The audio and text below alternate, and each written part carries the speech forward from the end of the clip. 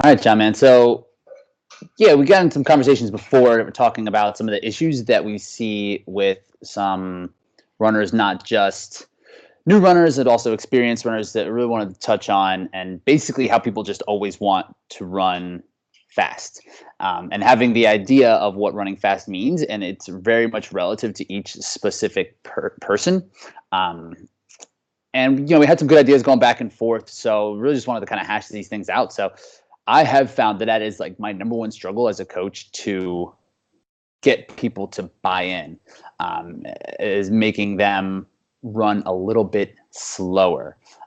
Have you found kind of the same thing, or what kind of experience have you had with that? I have to say, I 100% agree with you. I mean, like, on the surface, if you think about it, it doesn't, and if you mentioned beginner runners, you think about it, like, look from the outside looking in, it's like, I want to get better. Like, you're telling me to work less hard, so you can, and that's really where you appreciate people wanting to work harder, so there is an aspect to this. And there are times, when we want runners to run harder, and so I think that what makes these types of conversations important is just helping people realize the benefits they get from the easy running, and the reason why it's important, and why we're trying to sometimes pull the reins on them, for sure.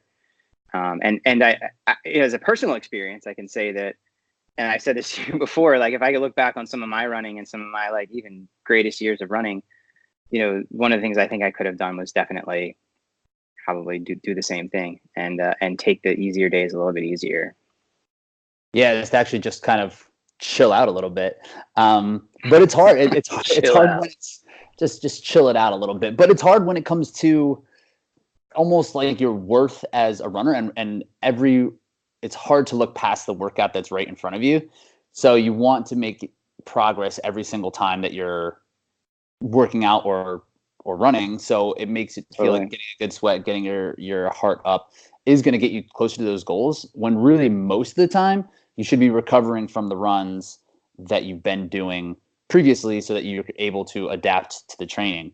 And the second part of that, and I mean, on top of that is like, these tools that we have are great, like, Garmin's and take Strava, for instance. Like, our ego gets in the way. And even I find myself looking at it, like, if I have a run that's teetering right around like 8-minute pace, and I'm like, man, if I just pick it up just a little bit, my Strava is going to show 7:59 as opposed to 8 minutes on an average. And you're like, everyone's going to see it. And I want everyone to know, like, oh man, they're going to be super psyched for me that I ran like 7:59 instead of 8 minutes. When at the end of the day, they don't really care. They don't care at all. They don't know what that means one bit. You care way more than they do. But, I'm sure everyone can relate to this, it's here, that can relate to it, in the sense that, like, your ego, and it's hard not to sometimes let your ego get in the way. For sure. Yeah. And you end up kind of hovering in that gray zone. So instead of like going hard when you need to go hard, and going easy, you kind of just go kind of hard all the time. And so you can never really push it past that point where you need to. You can never really get to that point of adaptation where you need to dig into the well, because your body just shuts you down. You're just going to be too tired too often. And so what I hope is, and when I talk to people about this, is like, if they can understand the physiological reasons behind it and some of the things that come behind it, maybe not to get too technical and too boring and bogged down in some of the science behind it, but just understanding that each workout has its place and meaning. And easy runs are no different than your harder runs in that sense. So I thought it'd be, we both thought it would, be a good idea to kind of maybe have something that we can point people to, like, hey, listen to this podcast, and just to learn a little bit about some of these things that truly are. I mean, you get a great deal of benefit from easy running. And I just don't know if there's enough out there, and really just enough understanding of what that is. And having the understanding might help people do it a little bit more and more readily. Mm-hmm. Yeah, I totally agree. And another thing that I do feel is a barrier for people, I think people understand the concept of like wanting to go hard and recovery, right? Like, just from the everyday. And as you get older, it becomes much more apparent. And from our own working out, from the people we coach, they're getting older, so they know that there's difference in how they feel day to day. But there's also this idea of what fast is and what easy is. And I think people get really caught up in the numbers of things. You mentioned doing Strava and Garmin, and people are like, oh, well, it wasn't fast. It was 10 minutes per mile, when their projected half marathon pace is like 9:50. So they think because the number is not fast relative to everyone else, that they're not running fast, that they're not running hard, when really they're what they need is much slower than that. Like they should be slowing things down. Like what do you think is a good number? Like I usually say like a minute slower than marathon pace should be easy. Is there anything that you really? Yeah, I mean, that sounds about right. I mean, like, I think that the other part of it too is there's a wide range of what easy can be too. So it's like it would start at that. So it might be, because there might be those good days, like those days where like you're feeling really good, you're well rested, and it's 45 seconds slower than marathon pace. But that number might turn into a minute and 30 seconds or a minute 45 seconds slower than marathon pace, just because it's a function of what was going on the past few days or the last week.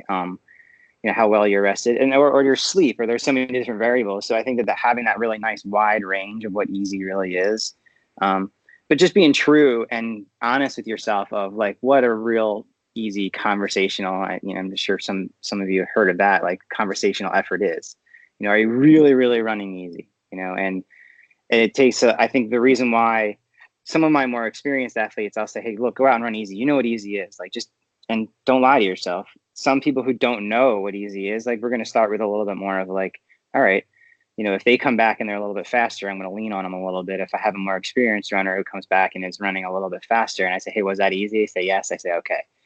Like I trust that you would know what easy is. So there's a little bit of like that understanding of like their history, their perceived effort, and like what the numbers are is sometimes a really big gap for sure.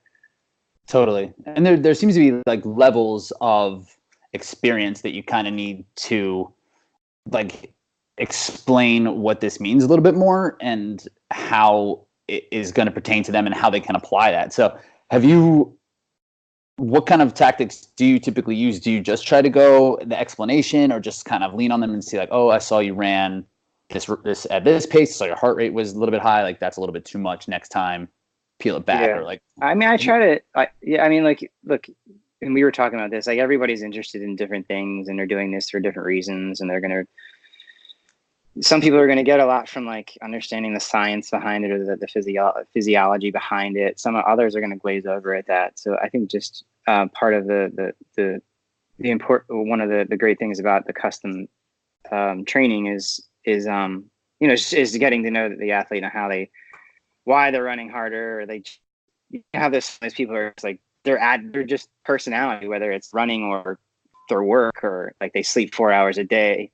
They're just always going hard. That's going to be like maybe a different conversation than somebody who might be a little more analytical. So I do think that like most of the time, if I explain to somebody, hey, look, these X, Y, and Z is why we're doing easy.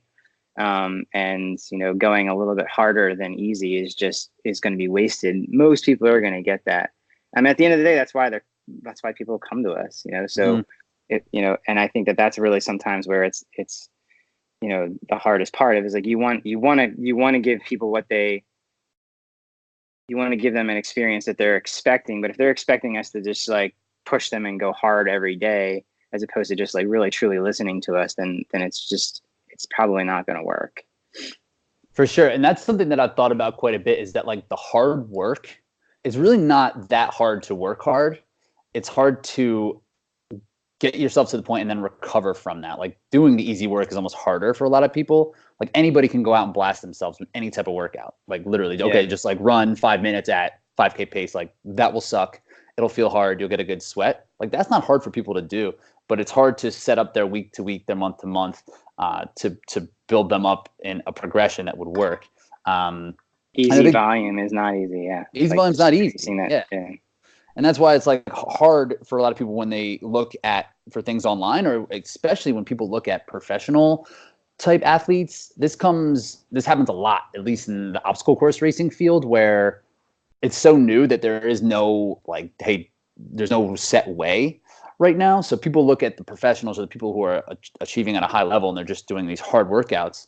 So people who want to emulate that just go out and just crush themselves with no reason or no purpose. And And it's just not hard to do that. It's just not hard to do a hard workout. Yeah, you can find yourself in a hole in a couple of weeks, if not sooner. It's just not, your body's just not going to react. And, and with that said, like, the effort and the science behind it, like, and one of the examples I like to talk about is like, there's two things that happen when you exercise.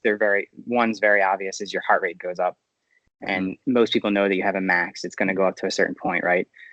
And then the second thing that happens is your heart increases in stroke volume. So, and the stroke volume being the amount of blood for each pump that your heart is pumping, right? So, and that will actually max out as well, but it maxes out much before your actual rate maxes out. So when it comes to heart strength and building heart strength, it's really a function of time spent running. And there's a lot of things that are, I guess, a function of time spent running. And that's one of them. So, just to think that like, we're really like, we're pumping our heart as hard as we can at a 60% effort. And that's really where most people on average is going to max out. So, and not that I think 60 is really easy, but I guess the point is like, there's a lot of things that are happening well below some of our harder efforts. Obviously stroke volume being one, our building capillaries. So, there's going to be this definitely a function of time. And basically the systems at a cellular level might your body's ability to use the hemoglobin and efficiently use the hemoglobin as it gets to the cells, and on all these things. There's a lot of these things that actually happen that are a function more of time running than they are actual effort. Now, it doesn't mean in later podcasts, I'm sure we'll get to the effort side of things, but it's really just a matter of massaging volume, time spent running, and the amount of stress we're putting in other areas, and one being like just how easy and how hard you're going, and everybody's going to react differently. So, I think that easy running, I just think that in the simplest sense, you just get so much benefit from easy running, but we need to increase it. And the only way we're going to be able to increase it is to stay at a true easy level. For sure. And you brought up awesome points there, and I'd like to kind of double back on that just to kind of explain a little bit further, just so it is making sense. So like the stroke volume that you mentioned, that your heart is going to beat its hardest, and it's going to essentially pump blood it's going to max out at what you said about like 60 to 65% of your max heart rate. Is that right? Yeah, that's, and look, I will stress this is like, if anyone has any questions on this or like obviously there's going to be conversations on like that are controversial, maybe that we're talking about now, and I think that but at a level, like, these are things that I have read along the way, but one place you might read 60, one other place you might read 70. So don't quote me exactly on 60. Sure. Yeah, dude. But, we're not scientists. we're not in the lab. This is what we know. And I know you understand that, but like, I've done these things before, and people are like, oh, what are you talking about? 60. Here's a study that shows 62.5. Yeah. Anyway. Yeah. But in that range.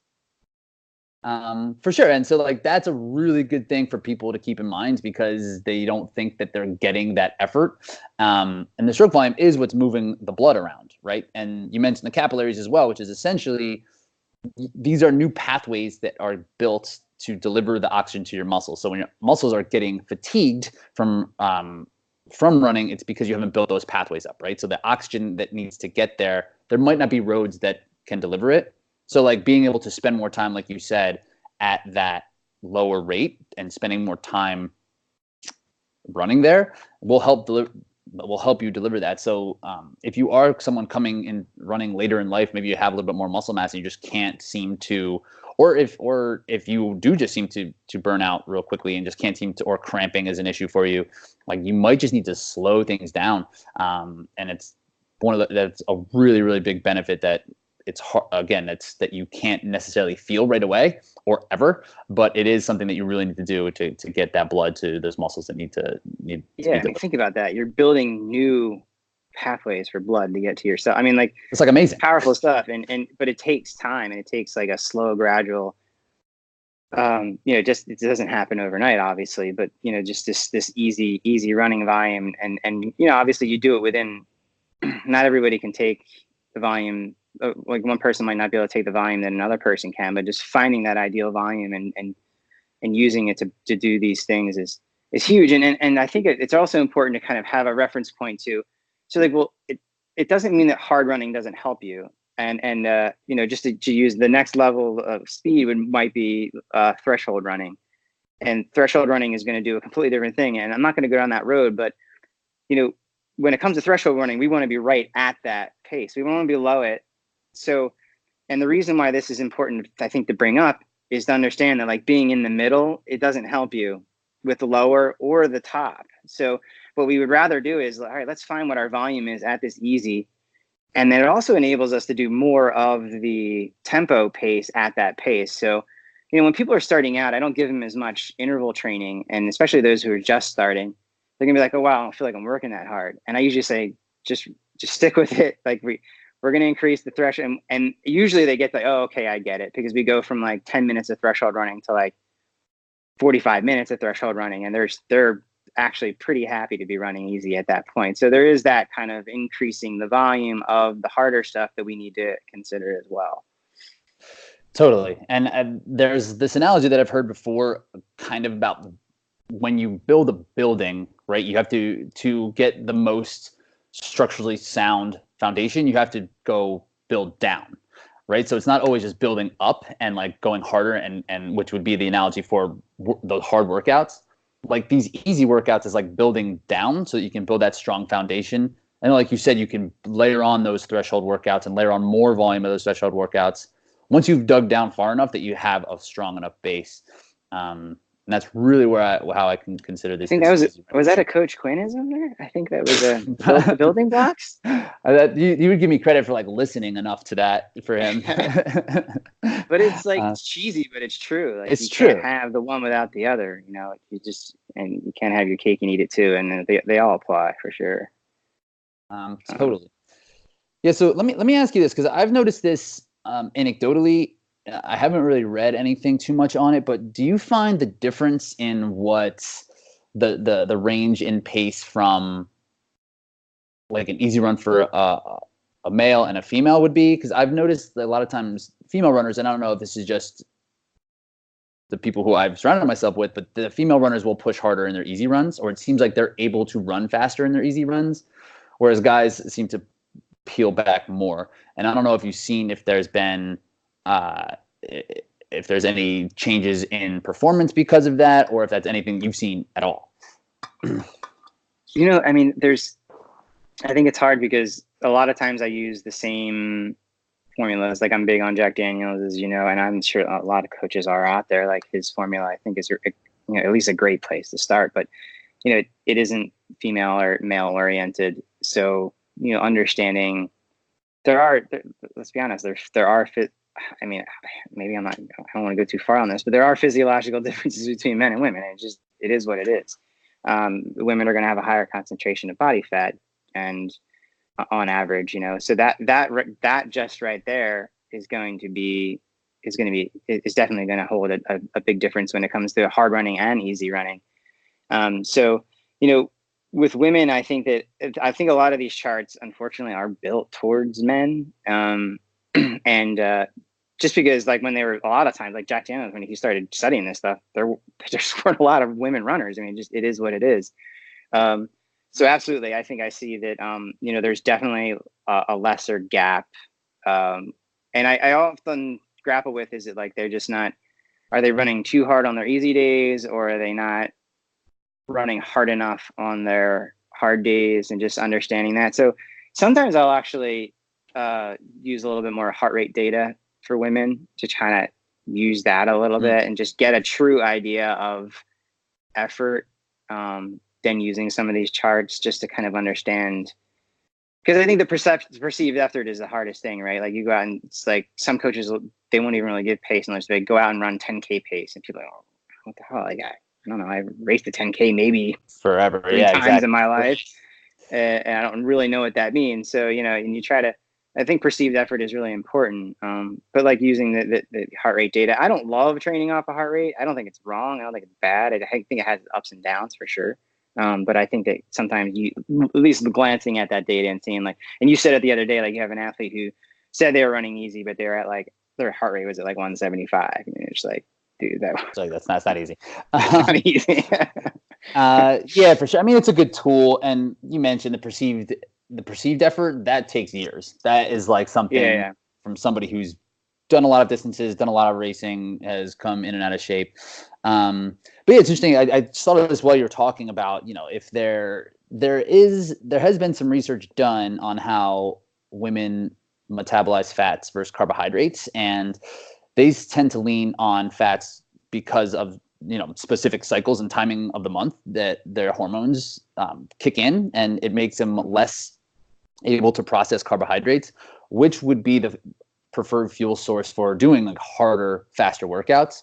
So maybe it's something we should explore later. I mean, I don't think it's a great conversation right now. And again, an old coach of mine and a friend of mine who he actually studied this, and I think there's gonna be a lot of data coming out, like just menstrual cycles and just, I mean, look, it's again, I'm not an expert on it, but there's clear effects on this stuff, and just I think it's important for us to realize, and as a coach that coaches women, it's hard for me to be like, hey, like I'm going to say you're racing this weekend, like when did you get your period, like right, and but I think at a certain level, like if you can build that trust and understand that, because I have my wife and we openly talk about that, she'll mention these things to me, and I just started to realize like, wow, like she's looking at a race like a month from now saying like, oh my God, like I could get my period like on the race. And, that's something I don't obviously have to think about, but it does affect, these cycles and things. And I think I look forward to like kind of learning some of the stuff that some of the research that's coming out, because there's no doubt that it's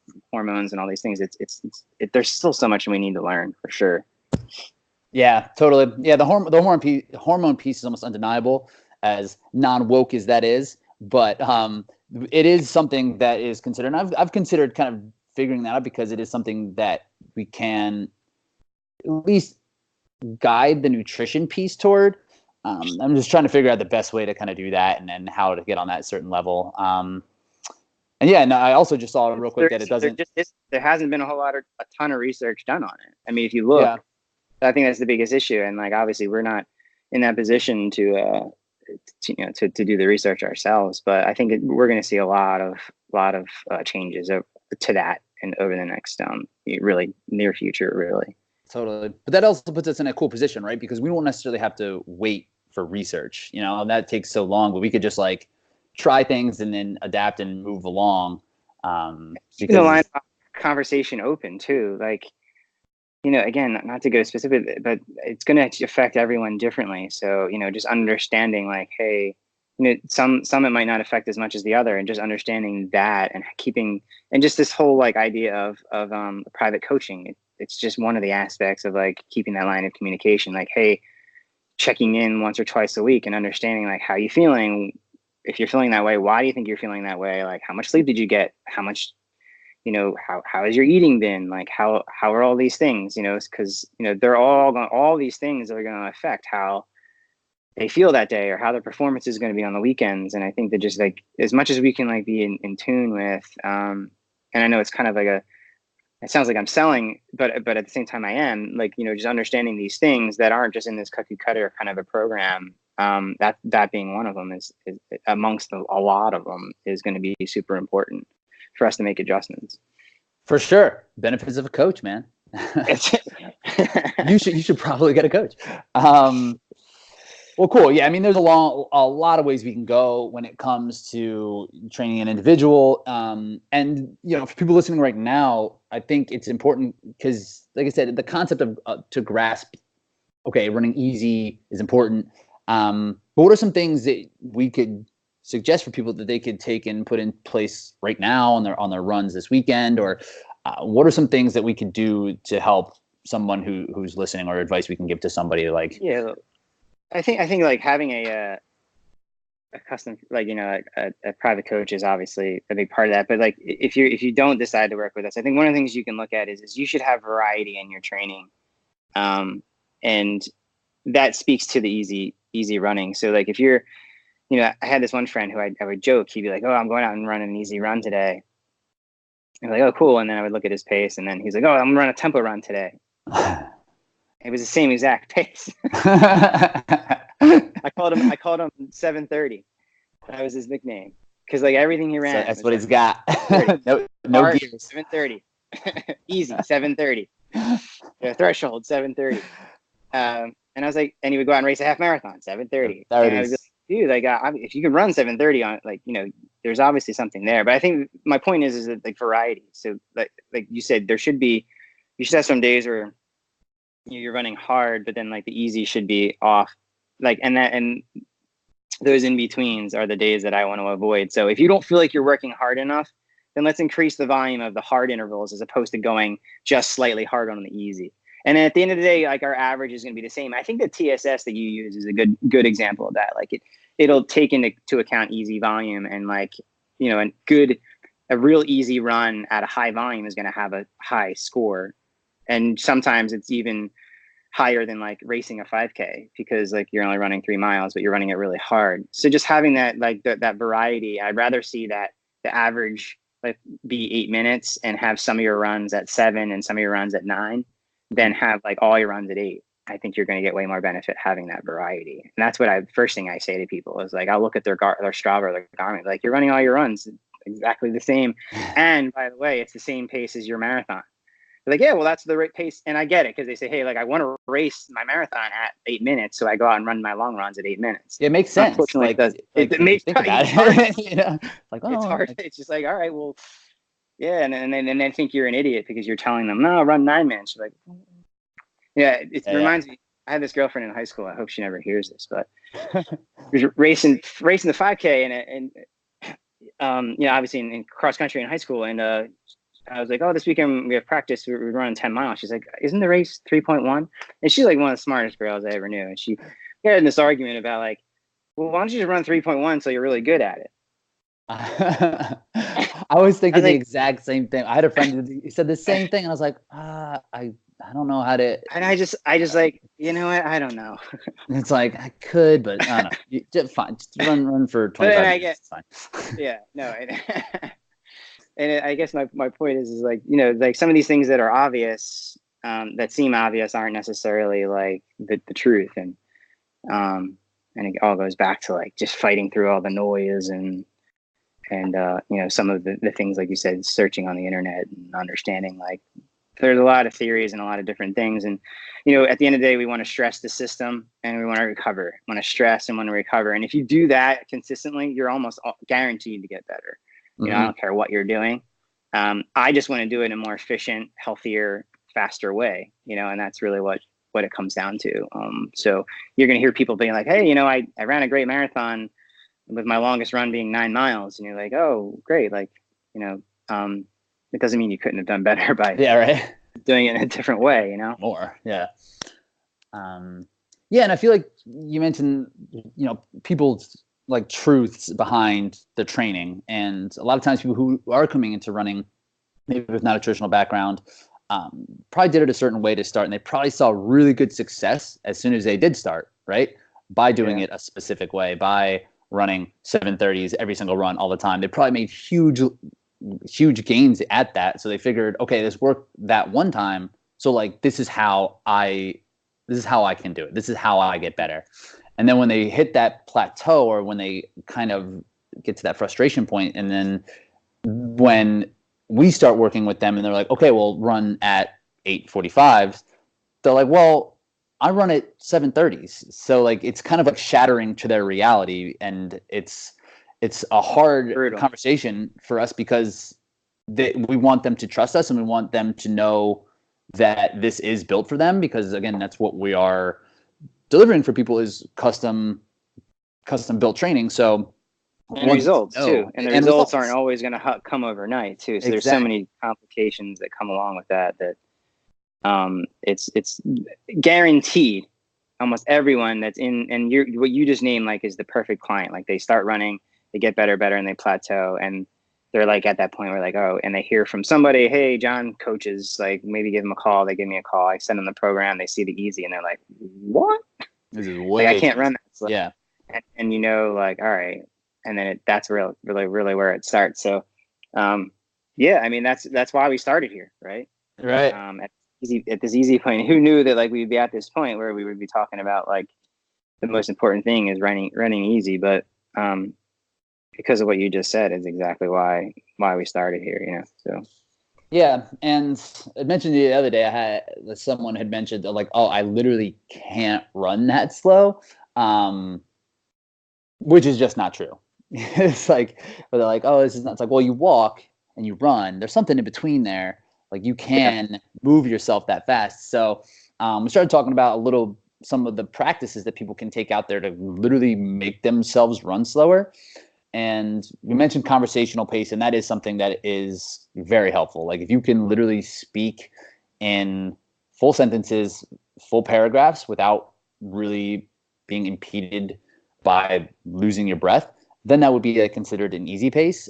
Some other things that I've done to help people kind of conceptualize this is having easy run intervals. So starting at like 9:20s and then 5 minutes later dropping it to like 9:40s. So literally taking them and making them run slower and then making them back up. Again, it's just like one of my favorite things I've ever heard. Yeah, dude. It's like you said, it's like the guy who runs 7:30. Easy run intervals. Easy run intervals.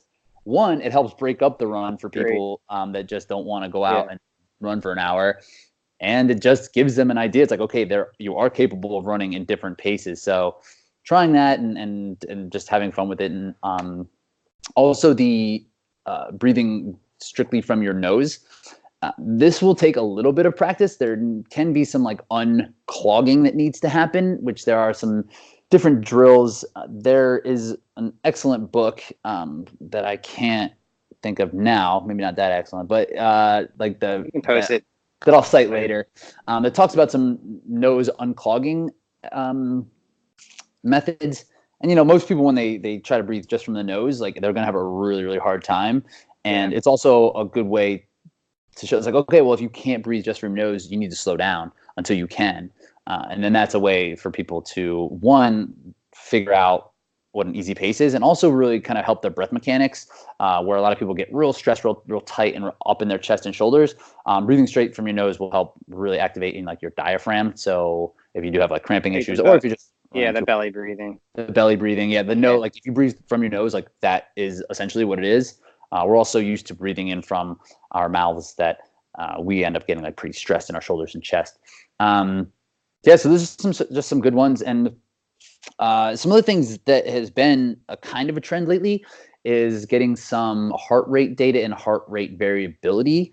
Have you used or tested any of that on yourself, or have you had any athletes coached? I've come in and out of love with heart rate training, just because some of the stuff that I've read, and you know, there's so many variables that can affect your heart rate that are outside of your effort that just make it complicated for me. But I also think that like having it there, and we have such accessibility to it now. Like before, you had to put a strap on, and it was like, you know, now you have it's built in your most watches, so like it's there. So I like to use it as a secondary kind of like look. You know, for me, heart rate was always like your resting heart rate was always really important. You know, to see if you're getting sick. Like I almost say, like if you wake up in the morning, you're 20 beats higher than your resting heartbeat is 20 beats higher than it was, like, you know, when it usually is. Your body's like going through something, because at rest it's working a lot harder. And it could be sleep, can be involved, but you know, I think that when it comes to, I think the pace of how quickly your heart rate will go up and down too. So for instance, like I've used some people who struggle with recovery. So like if you do a threshold, let's say cruise intervals, like let's say in mile repeats, let's say, and you're doing it at threshold, I'll say, hey, look, wait for your heart rate to drop down to this point and then start again. Mm-hmm. You know, because like that's a sign of fitness. So like just to say like you're always going to be like 2 minutes, you might have recovered well before that if you're really fit, and you may need more than 2 minutes to actually get back down to like a certain point. So I think that like movement of the heart rate, if I see somebody running and like their heart rate shoots way up really quickly and they just can't get it down, you know, obviously they're not running easy enough. Some people, I think just patterns in the heart rate, I think is really, really helpful to have, as opposed to like having them, hey, like go out and run and don't go above this heart rate or go below this heart rate. I don't know if that's what you're talking about, but so I was talking about more of like keeping people like being able to quantify how prepared they are to run hard based on data. So like there's a couple of different like software. There's this one company, it's called Whoop, like WHOOP, that I've been is seeing them on my freaking Facebook feed yeah. like So crazy, like and I haven't had it. I didn't know what the hell. That's interesting. I'll have to check it out now. so I've tested it out a little bit, and the information is pretty cool. Like it gives you a score based on the things that you've done that day, like a stress score essentially, and you wear it Yeah. 24/7, and so you get a waking heart rate and a heart rate variability score, and then they take those two things considered with your stress score the day before and how many hours you got of sleep, how many hours you got before, and they literally gives you a score of like readiness. They'll be like, okay, now you are 17 out of 20 prepared, so go run hard today. So and I have to check that out. That's interesting because it does make a lot of sense, and I think like how your heart rate is it coming down to resting heart rate? Like I'm sure that there's ways that it has like these algorithms or it figures out like how quickly, like if you start moving, how quickly it comes down, how low it goes down. And that those indications are. I think the Garmin watch uses it to try to build VO2 max. Which is just and I think insane. Which is one of the worst things that ever. Most silly things like I've ever seen. I actually had an athlete text me today saying, "Oh my god, my VO2 max went down." I'm like, I've told you 1,000 times, don't listen to that damn. Like it probably didn't. It probably never will. Like you're gonna be fine. Like it's not. Like, but I guess my point is like there are some. I do think that there is something to be said for that for sure because, I think the data is just what's driving everything right now, not just coaching. Like we have so much of it, like we might as well take advantage of it. For sure.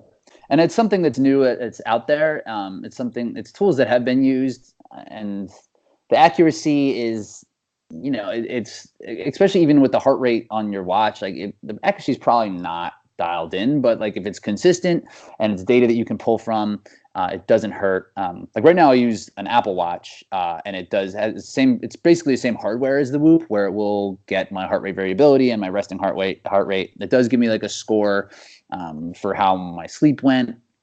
I don't really but I don't typically listen to it because like my training is so that I can typically predict where I'm going to feel good and when I'm not going to. But if you're someone that is not sure when to run hard versus when to run easy, the data out there is available. Like, right. So you can, if that's something that will help you wrap your head around when you should run easy, then I think it's a good tool to have. And I had my Garmin tell me the other day that I need 72 hours rest before my next run. That thing needs to chill. It's pretty hot that day. Yeah. I was so pissed. I'm like, you son of a bitch.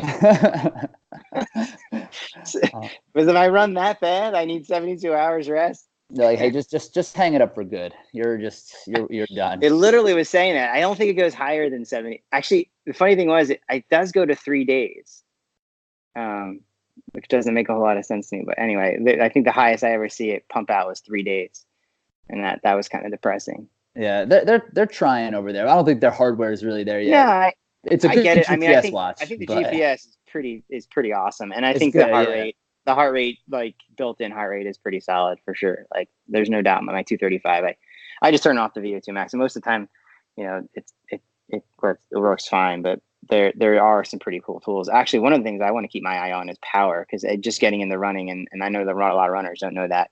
If they could ever figure that out, man, it would make our jobs that much easier. Like true power output is one obviously you can get from the cyclists and the crowd, but that's something I think is probably going to be in the near future. This company called Stride. Yeah, I've seen them. TRYD. But I've looked into it, and I just don't know if the science is quite there. It's like I just don't know how like something on your belt, your strap of your shorts can like tell you how much power you're generating. I just don't know. But yeah, all the tools out there for sure, and it's gonna, it's changing so fast. Like you said, like the Apple Watches and all these things. When I was in college, I had the old school 50 lap Timex, man. That's it. I had the 10 lap. Keeps on ticking. Yeah. And you use 6 minutes per mile is how you got how far you went. Didn't matter. 6? Oh, I was 7, man. You must have been rolling back in the day. Well, the point was I wasn't going that fast. But 6 minutes, yeah, no matter what. 10 miles. I ran for an hour. I got 10 in today. Duh. Hour and 12 minutes. 12 miles. Crushing. Yeah, it'll be interesting to see about the power thing. I think that it's a more of a story of like running mechanics than just like that. Like it will be nice to know so we can then teach mechanics a little bit more effectively than just what the power output of each run would be. It'll be interesting to see that, but it'll be cool. It'll be helpful. Yeah, I don't know if the level but I mean, there are some cool things that I think like just like with technology, we're definitely gonna be seeing over the next few years that it comes to performance that'll definitely make our jobs a little bit easier. But with that, dude, like as we come in closing, tell us a little bit about this race you're doing this weekend. What's is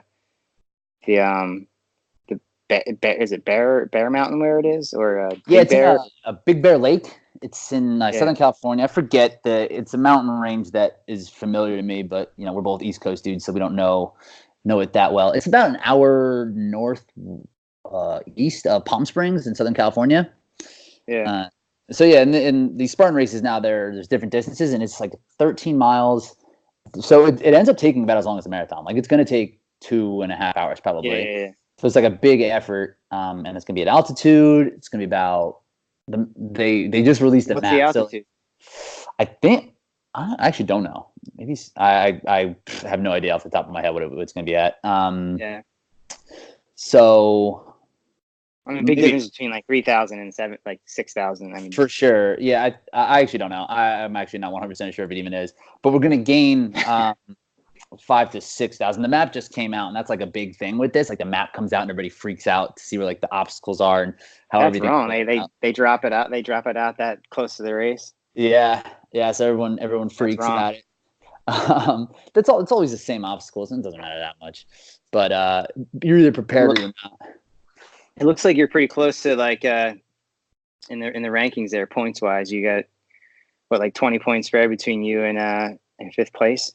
Was I looking at that? So the way that it's how does the scoring work? So it's weighted really heavily to the top. So the top, so 1 through 4, it's like a 30-point difference between. So I think the first place is 300, and then second place is like 270. And then it's that many points. It's weighted that much at the top, and then after fourth gets like say 200, I don't know. And then like fifth gets 199, and then sixth gets 198. So like if you get one of those top 4 spots, you get or like after fourth there's a 30-point drop, and then from fifth it's only a 1-point drop like until the race finishes. So like a buddy of mine who's now in fourth right now, he finished fourth. And then he had like a 9th and like a 12th, but he's still in fourth overall because he had that one really good race. Where I was 10th, and I had a rough one last time. I think I was 15th. I think I was 17th. So that explains why from 5th to 10th it's all tight. Like yeah. And so, like it'd be hard to make a big jump because those guys who I'm with, they probably won't finish more than 2 or 3 spaces between me anyway. So like I think I have like a 15-point spread on who's 10th right now. I'm in 9th, and it would be hard for that person to catch me unless they got 4th. I see what you're saying. With 2 races remaining. And it'd be hard for you to catch the person in 4th unless you got unless I got 4th. 4th or better. 4th or better. 3rd, 1st. But on the counter, there's a guy there's been 3 races. A guy has run 2, and he got 1st and 2nd, and he is now on like 7th. Canuck. What's that? No, that guy who's in the lead. Yeah, Ryan Atkins. He wins. He won last one and was 2nd on the 2 previous. The dude's a beast. He's in a comfortable lead. Looks like. Yeah, he's a pretty good spot. All right. Well, good luck. I mean, we'll leave it at that. Obviously this will be the first of a series. We'll try to put these out. I don't know, like on a weekly, bi-weekly basis. Let's not make any promises. we'll put some out. Sounds good right now. For sure. All right. Well, cool. Of course, if there's any questions, message us on Facebook. Obviously, we'll post this on wherever we post it. feel free to. We love comments and feedback and all that stuff. So for sure. And just to hear from you. Yeah, and just real quick, if you did want to get some reading material on this and some ways you can kind of put this into practice, there's a free guide you can grab. It's at reinforcedrunning.com/run faster. It's a full ebook that kind of takes you through how to place easy runs, harder runs into your current plan. So if you want a free guide, some free reading material of a lot of the principles that we just touched on here, go ahead, check that out. Yeah, and choose emails. Rich@reinforcedrunning.com and on social, the different spots we'll have them posted. Cool, man. So what do you got going this weekend? You gonna be out there running? Yeah, I'm chasing my sons. Yeah. No races this weekend. Yeah, it's just a normal weekend from a training perspective. Going to a group run tonight in Delray Beach. Right now, it's just a matter of it beating the heat. It's starting to get a little hot down here. How hot is it? Is it like getting? So today was actually pretty nice, believe it or not. Like, it was crazy. I was super psyched. I was like, it's super cool. I was 82. But like the humidity swing is really a big part of that. But I am settling in nicely for, like, you're getting used to the heat a little bit. I mean, your heart rate is, like, I talk about heart rate, like it's like a high humidity will jump your heart rate like 20 beats. 10 to 20. Yeah, dude. Same effort, yeah. But yeah, so like just getting up early and doing that thing. But my wife's training for a half Ironman, so like, a lot of our training schedules are revolved around her getting in. She's doing that actually in Canada in June, so we're just trying to fit it all in and make sure our sons are fed. Yeah, that's it. Good luck, bro.